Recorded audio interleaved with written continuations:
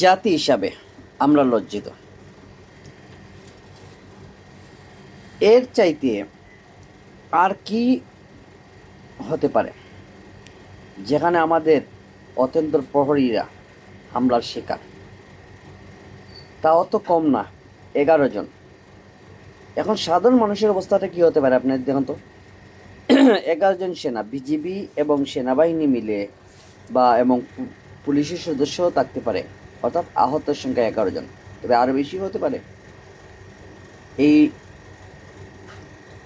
Rangamati sorry এই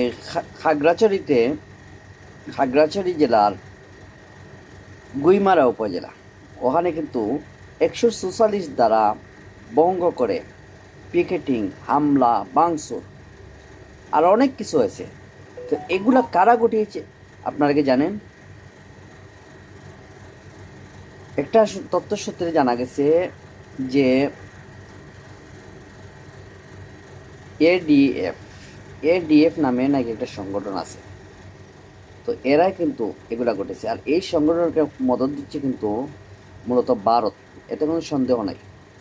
আর এর মধ্যে কিন্তু যুক্ত যে আছে আওয়ামী লীগ, তাতে কোনো আপনি অস্বীকার করার কোনো বা এটা সন্দেহের কোনো আমি দেখতেছি না। কারণ আওয়ামী লীগ সরাসরি নাই যাক, কিন্তু আওয়ামী লীগ যে গোপনে গোপনে 2-4টা তাদের এই ঠুকাইগুলারে পাঠিয়েছে ওখানে, এবং এদেরকে যে উস্কানি দিছে, এরপরে ভারতের মদত পুষ্ট রয়ের তৎপরতা যেগুলা, অর্থাৎ আমাদের সাধারণ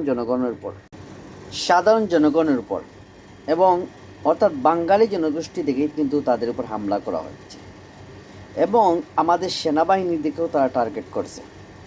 এটা যে ভারতের মদদে হচ্ছে, তো এতে কোনো সন্দেহ নেই। আমাদের জামাত ইসলামীর একজন নায়েবে আমির, আমাদের তাহের ভাই, উনি একটা বক্তব্য বলছেন যে ভারত সরাসরি হামলা করবে, ভারত ঢুকবে। আপনারা কি জানেন ভারতকে আদৌ সরাসরি হামলা করবে?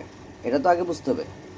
তারা কিন্তু হামলা করবে, এতে কোনো সন্দেহ নাই, কিন্তু আগে দেশে একটা গোলমাল পাকাবে, এটাই তাদের প্ল্যান।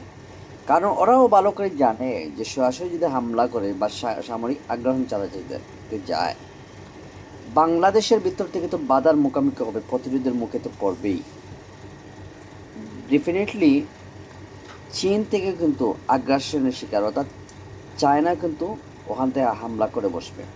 অপরদিকে পাকিস্তান, তখন দেখা গেছে 3 দিক থেকে কিন্তু কাউন্টার করতে হবে তাদের। তো 3 দিক থেকে কাউন্টার করার কোনো মতেই সম্ভব হবে না।